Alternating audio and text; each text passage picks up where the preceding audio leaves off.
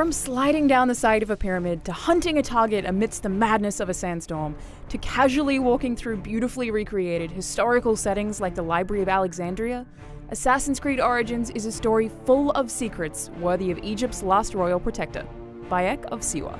It's also the series' first full-on role-playing game, and mixes a delightful sense of discovery with an addictive leveling system.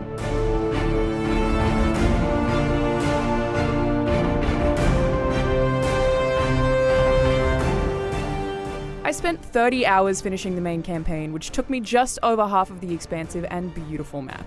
It's the biggest and most connected ever in an Assassin's Creed game, featuring multiple cities with their own unique cultures, different gods, politics, race relations, and prejudices to uncover. They're also distinct in architecture and environment, and that makes a significant time commitment one that's consistently varied and surprising. Refreshingly, I discovered new areas organically, through the story and free exploration, rather than through the series' traditional structure of climbing to viewpoints to have them unveiled for you. The exploration is made even more impressive by the lack of loading screens, with the exception of some story cutscenes and if you choose to fast travel. While the main story is delightfully mystical on its own, Origins also has the strongest mission design in any Assassin's Creed game to back it up. From collecting clues to solve mysteries, to gladiatorial arena fighting, to Black Flag-style ship-to-ship combat, each series of missions feels like a self-contained story with its own custom-built gameplay. Another highlight of the series is hidden temples, which, without spoiling anything, tie into Assassin's Creed's overarching sci-fi story in interesting ways. Of course, this being an Assassin's Creed game, there's a whole lot of parkour and climbing in Origins, and it's more seamless than ever. The act of climbing feels almost as passive as running, and while that does remove some of the challenge that existed in previous games, it takes a fair amount of frustration out the door with it. There's definitely a renewed challenge in the combat though, which has been significantly rebuilt.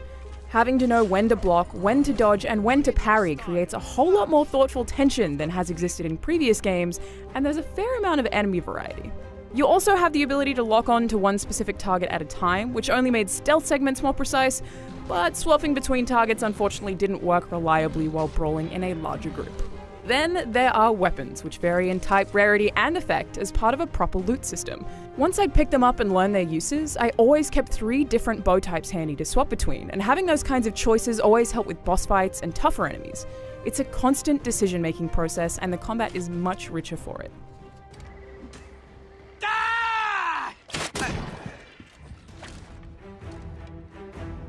While unlocking new abilities and story missions generally happens at a smooth pace, there is quite a lot of grinding to be done. For the most part, I enjoyed it, and there are multiple ways to work on leveling up, but a couple of times the recommended level for a new main quest mission appeared as several levels above where I was when I first unlocked it.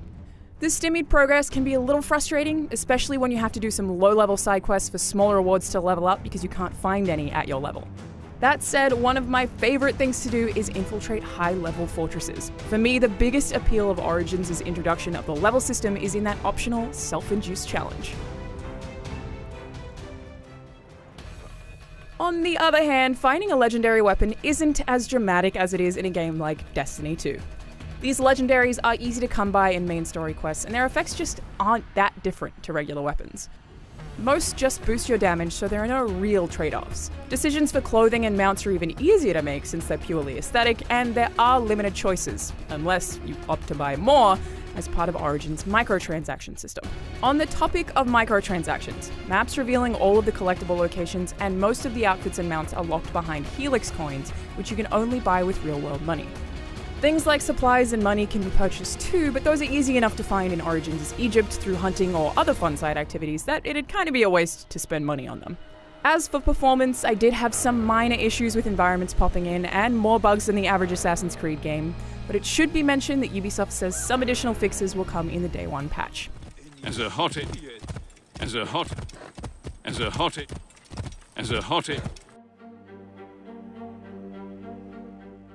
Assassin's Creed Origins is a deep dive into a truly stunning realization of ancient Egypt, with a rich series of cultures, genuine characters, and more mission variety than any other game in the series. The combat is challenging and thoughtful, and there are enough different weapon types and enough enemy variety to keep you thinking.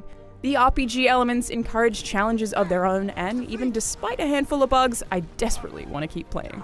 For more on Assassin's Creed, you can check out our graphics comparison, our video on the history behind Origins, and the first 18 minutes of gameplay right here on IGN. I have no job for that.